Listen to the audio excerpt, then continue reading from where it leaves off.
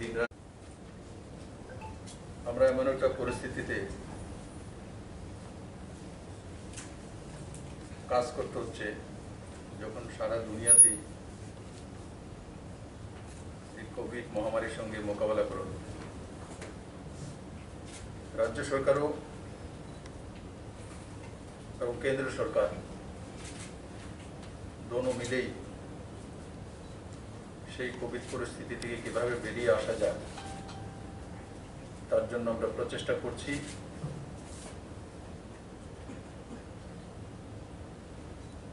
আমরা কোভিডে লক্ষ্য করেছি ত্রিপুরা ভ্যাকসিনেশনে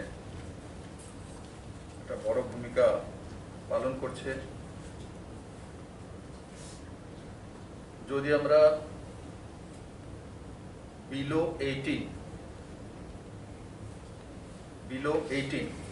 কারণ কি ভ্যাকসিনেশন অ্যাবাভ 18 থেকে চলছে, বিলো 18 হচ্ছে না, তো সেটা যদি ছেড়ে দেই তো ত্রিপুরাতে 29% উপরে ভ্যাকসিনেশন হয়ে গেছে, যেটা কি ভারতবর্ষের মধ্যে সবচেয়ে বেশি। আর ওভারঅল যদি করি তাহলে সেটা 26%-এর কাছাকাছি, কিন্তু সেটার মধ্যে তো ওভারঅল টোটাল পপুলেশন আসে। বাস্তবে বিলো 18 তো ভ্যাকসিনেশনের যে সিস্টেম রয়েছে তার বাইরে রয়েছে, তার জন্য ওই হিসাব করলে 29 পয়েন্ট সামথিং 39.6 39.60 যেটা ত্রিপুরাতে ভ্যাকসিনেশন বিলো 18 যদি ছেড়ে দেই তো তার টোটাল ভ্যাকসিনেশন আজকে দিনে 39.6 মানে 39.60%। সেটা ভারতবর্ষের মধ্যে সবচেয়ে বেশি ভ্যাকসিনেটেড স্টেট হিসাবে আজকের দিনে প্রমাণিত। বন্ধুরা, তার সঙ্গে মোকাবেলা করার জন্য সে অক্সিজেন বেড হোক, অক্সিজেন কনসেন্ট্রেটর হোক, অক্সিমিটার হোক, কোভিড কেয়ার সেন্টার হোক, কোভিড ডেডিকেটেড হসপিটালস হোক, ভেন্টিলেটর হোক, এই সবগুলোর ব্যবস্থা রাজ্য সরকার করতে অনেকটাই সক্ষম হয়েছে। এবং সবচেয়ে বড় যে অক্সিজেন প্লান্ট নর্থ ইস্টের মধ্যে, সেটাও আমাদের আইজিএম হসপিটালে প্রতিষ্ঠিত হতে চলছে, যেটা প্রতি মিনিটে 1050 লিটার যে অক্সিজেন সেটা প্রস্তুত করতে সক্ষম হবে। তার সঙ্গে যে জীবিত 900 লিটারের প্রতি মিনিটে, আর তার সঙ্গে সঙ্গে সারা ত্রিপুরার 8টি ডিস্ট্রিক্টে আরো 8টি অক্সিজেন প্লান্ট এবং এনএইচএম এর মাধ্যমে আরো 18টি প্লান্ট যে ত্রিপুরাতে প্রতিষ্ঠিত করার প্রকল্প বাস্তবায়নের জন্য প্রসেসিং চলছে। আর খুমুলুঙে আপনারা অবগত আছেন, সম্পূর্ণ রাজ্য সরকারের পয়সা দিয়ে আমরা একটা অক্সিজেন প্লান্ট খুমুলুঙও যে সিএসসি হসপিটাল আছে তাতে আমরা করার জন্য প্রস্তাব নিয়ে এসেছি এবং সব শুরুয়াত হয়ে গেছে। বন্ধুরা, আজকে একটি যোজনা আমরা ঘোষণা করতে চলছি, সেটা হচ্ছে মুখ্যমন্ত্রী বাল্য সেবা প্রকল্প। সেই যোজনার নাম হচ্ছে মুখ্যমন্ত্রী বাল্য সেবা প্রকল্প। এই যে কোভিড মহামারী, তাতে অনেক যে শিশু হোক বা বাল্যাবস্থা হোক বা কৈশোরাবস্থা হোক, যে পরিবারজনকে হারিয়েছে, কেউ হয়তো মা বাবা সবাই হারিয়ে গেছে, কেউ নেই, অরফান চিলড্রেন, অনাথ হয়ে গেছে। তো তার জন্য রাজ্য সরকার একটা প্রস্তাব নিয়ে এসছে, আর সেই যোজনার নাম মুখ্যমন্ত্রী বাল্য সেবা প্রকল্প।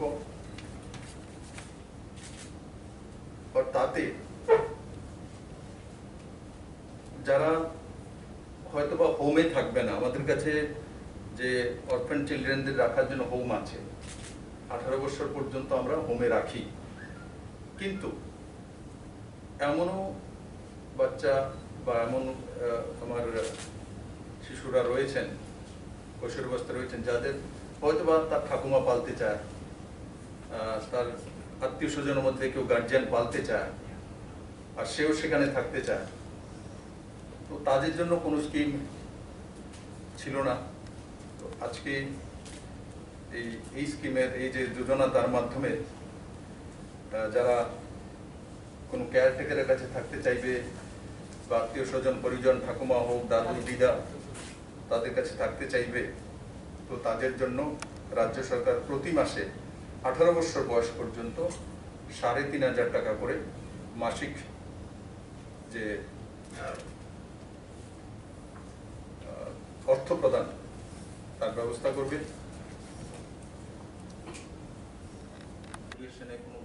কোনো জায়গায় যেতে চাইছে তো স্কলারশিপের ব্যবস্থা, আরো কিছু আছে, সেগুলো ধীরে ধীরে রাজ্য সরকার কিভাবে তাদেরকে সাহায্য করা যেতে পারে বিবেচনা করবে। তা আমি সবার কাছে এটাই বিনম্র নিবেদন থাকবে, আসুন সবাই মিলে এই যুদ্ধকে জয় করি আর এক দুসরেকে সহায়তা করি। ধন্যবাদ। কিছু সার্ভে তো স্টার্ট করিনি, থাকতেও পারে, কারণ কেউ হয়তো অনেক সময় দেখা গেল আর্নিং মেম্বার, অনেক সময় বাবা আছে চলে গেছে, এগুলো বের করতে হবে কি আছে, কি পজিশন, একটু বেরিয়ে ডাটা চলে আসবে, কারণ টোটাল ফিগার তো আছে, টোটাল ফিগার যেমন রয়েছে সেটা বেরিয়ে আসবে।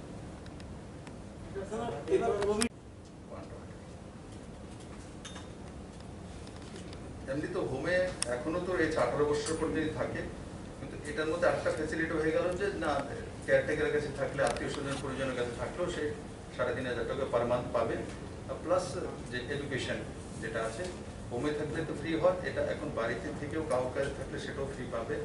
আর বিবাহের সময় যেটা 50,000 টাকা করে কিশোরীদের ক্ষেত্রে, সেটা রাজ্য সরকার।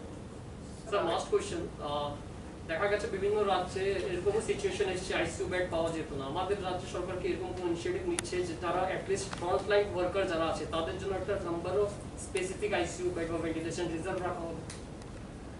আইসিইউ বেড আমাদের কাছে রিজার্ভ তো এমনিতে রিজার্ভ আছে, যে আমার কাছে এমন কোনো পরিস্থিতি এখনো আসেনি যে আমরা যদি দেখি যে 80% 90% হয়ে গেছে, এমন হয়নি।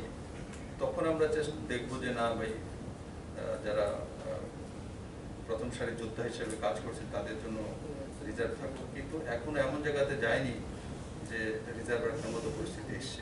কারণ আমরা দেখেছি যে এখনো জীবিতে যেটা আছে 154 আছে, তো ক্যাপাসিটি 221 আছে, তার মধ্যে 26-এর কাছাকাছি তো সে মাইল্ড কেস আছে, আর 46-এর কাছাকাছি মডারেট আছে। মডারেটের মাইল্ডকে ছেড়ে দিলে তো যারা একটু মানে অক্সিজেন সাপোর্টে আছে সেটা ওই সংখ্যাটা 46, আর সেটা ছেড়ে দিত, ওই হিসাবে দেখলে আমাদের কাছে অক্সিজেন বেড রয়েছে 221-এর মধ্যে এখনো 70-80 কাছটা 70 to 80 ফুলফিল হচ্ছে, বাকি খালি যাচ্ছে। আর তাছাড়া আমরা তো ডিস্ট্রিক্ট ওয়াইজ এবার ডিসেন্ট্রালাইজড করেছি, সব ডিস্ট্রিক্টেই এবার ভেন্টিলেটর পর্যন্ত রয়েছে। ছেলে মেয়ে আমার রাজ্যের মতো অনাথ না হতে হয়, আর কোভিড মহামারীর কারণে যাতে মৃত্যু কারণ না ঘটে, এটা আমার করব। যারা হোমে থাকতে চায় সেটা তার সমস্ত খরচাদি হোমই বহন করবে, এবং যারা হোমে রয়েছে তাদের পড়াশোনার সমস্ত খরচা রাজ্য সরকার বহন করবে। আর তার সঙ্গে সঙ্গে যারা কোনো গার্জিয়ানের কাছে থাকবে, যেটা আমি প্রথম বললাম যে 3500 টাকা করে দেবে মাসিক, তো তাদেরও স্কুলিং ফ্রি। তারা হয়তো বা তার কোনো গ্র্যান্ডফাদারের কাছে রয়েছে বা কোনো লোকাল গার্জিয়ানের কাছে রয়েছে, কারোর উপরে গার্জেন হয়ে তাকে দেখভাল করছে, কিন্তু তাদেরকেও আমরা ফ্রিতে শিক্ষার ব্যবস্থা করব ত্রিপুরার বিভিন্ন স্কুলগুলিতে, গভর্নমেন্ট স্কুলগুলির মধ্যে।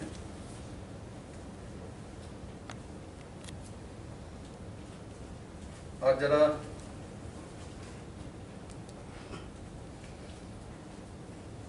কিশোরী রয়েছে অনাথ বা তাদের আফটার এডুকেশন যখন তার বিবাহ সূত্রের ব্যবস্থা হবে, তো ওই সময়ও রাজ্য সরকার সেই বিবাহের জন্য 50,000 টাকা করে এককালীন সাহায্য করবে।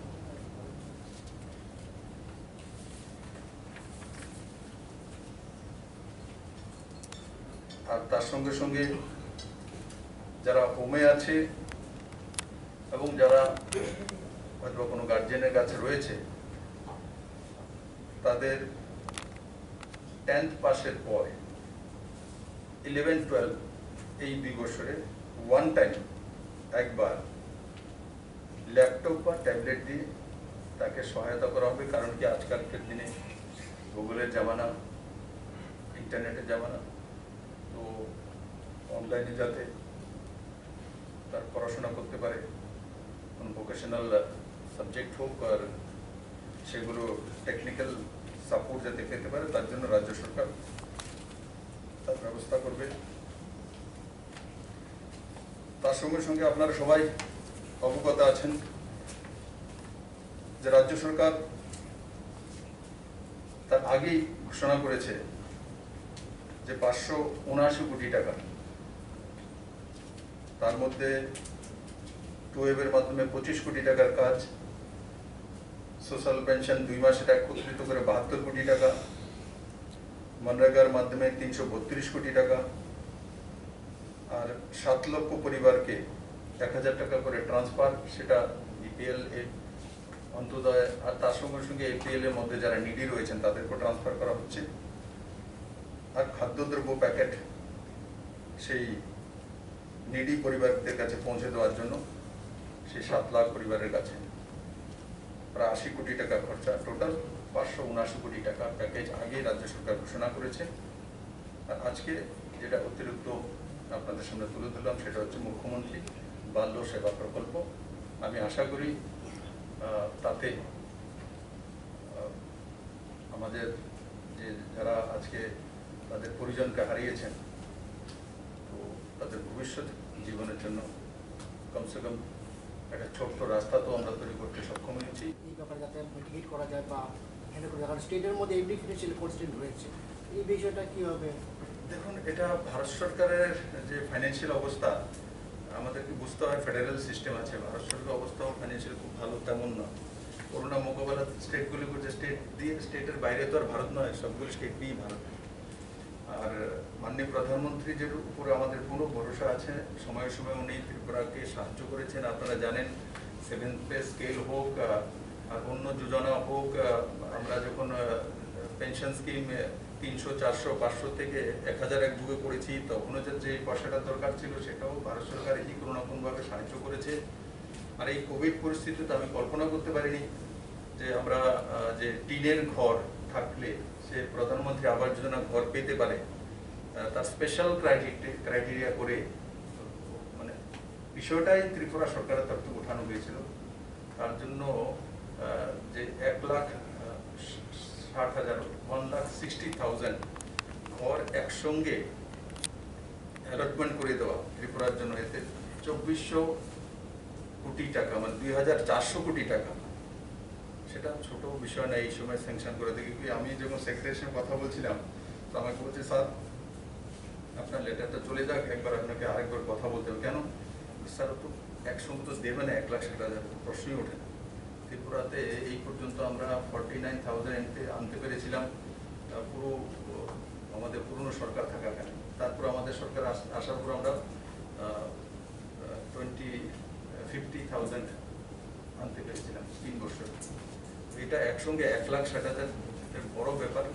তার জন্য মাননীয় প্রধানমন্ত্রী এবং নরেন্দ্র সিং তোমরজিকে আমি ত্রিপুরাবাসীর তরফ থেকে ধন্যবাদ জানাই যে এটা এই সময়ে এত বড় স্যাংশন করে দেওয়া, সেটা কিন্তু ভারত সরকারের বাজেট থেকেই আসা।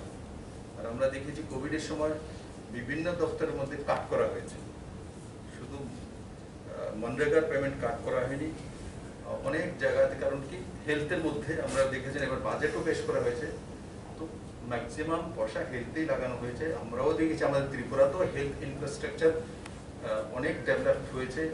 একসময় আমাদের ডেডিকেটেড কোভিড হসপিটাল একটি ছিল, আজকের দিনে 2টি আছে। একসময় ভেন্টিলেটর একটি ছিল, আজকের দিনে 126টি আছে। একসময় আমাদের কাছে অক্সিজেন প্ল্যান্ট নাম তো আসতে ছোট মোটো একটা ছিল, আর আইএলএস এর কাছে একটা ছিল, আর বাকি প্রাইভেট 3টে ছিল। আজকের দিনে কতগুলো অক্সিজেন প্ল্যান্ট তৈরি হচ্ছে।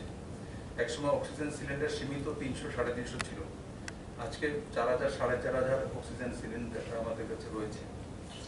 তো অক্সিমিটার আমাদের কাছে তার আগের সময় মানে নামকো আছে সামান্য ছিল, কিন্তু আজকের দিনে বড় মাত্রায় অক্সিমিটার ত্রিপুরাতে রয়েছে।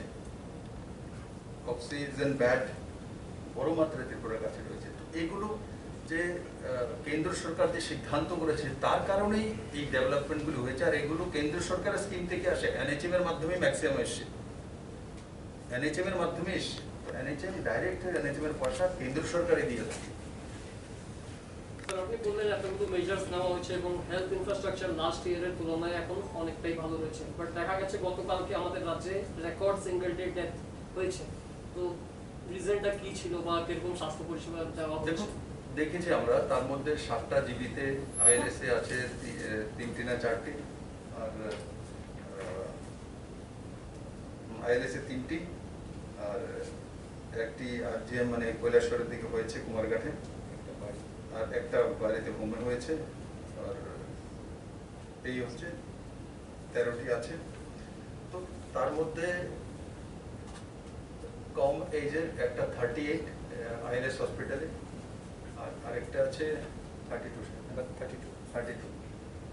বাকি সবারই ওভার এজ ছিল, কারোর 80, কারোর 70, 68।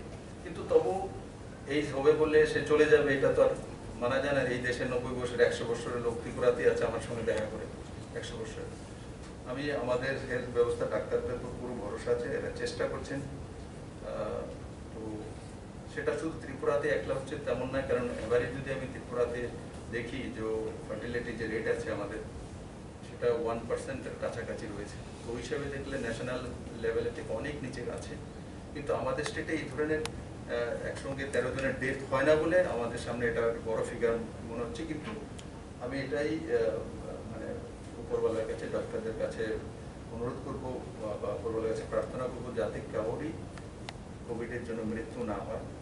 এবং এই ফিগার দেখার পরে সকাল থেকে আমি কয়েকবার এক্সারসাইজ করেছি, মেডিকেল সুপারিনটেন্ডেন্ট বা কোভিড ডেডিকেটেড যে জয়ন্তী ব্লকের হেলথ ডিপার্টমেন্টে আছে ওনার সঙ্গে কথা হয়েছে, সেটাকে কিভাবে আরো রোকা যায়, কেন হয়েছে, সেগুলো রাজ্য সরকার স্কুটিনি করছে।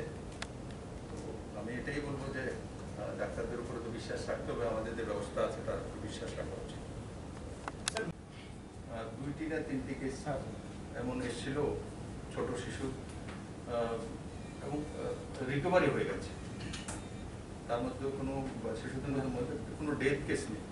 প্রথম কেসটা সাউথে এসেছিল, খেয়াল আছে গিয়েছিলাম প্রবাসে তখন, কিন্তু রিকভারি হয়ে গেছে। কোভিডের কারণে কোনো শিশুর মৃত্যু হয়েছে এমন কেস করাতে নেই। কোভিডের সেকেন্ড ওয়েভে আপনি বলেছেন যে আগরতলা পুরনিগম এলাকাতেই সবচেয়ে বেশি সংক্রমণটা ধরা, এটার জন্য বিভিন্ন মেজারও নেওয়া হচ্ছে। তো রাজ্য সরকার আর কি নতুন করে চিন্তা ভাবনা করছে মানে এই সংক্রমণটাকে যাতে কোনোভাবে আটকানো? সংক্রমণটা আটকানোর জন্য রাজ্য সরকারের একটা আছে সোশ্যাল ডিস্টেন্সিং মেনটেন করা, আর যেটা যে করোনা কারফিউ আছে সেটাকে আগরতলাবাসীকে আপনাদের মাধ্যমে ধন্যবাদ দেবো। আমি যতটা দেখি, আমি তো রাত্রে রাত্রে ঘুরি, করোনা কারফিউ মানে আগরতলাবাসী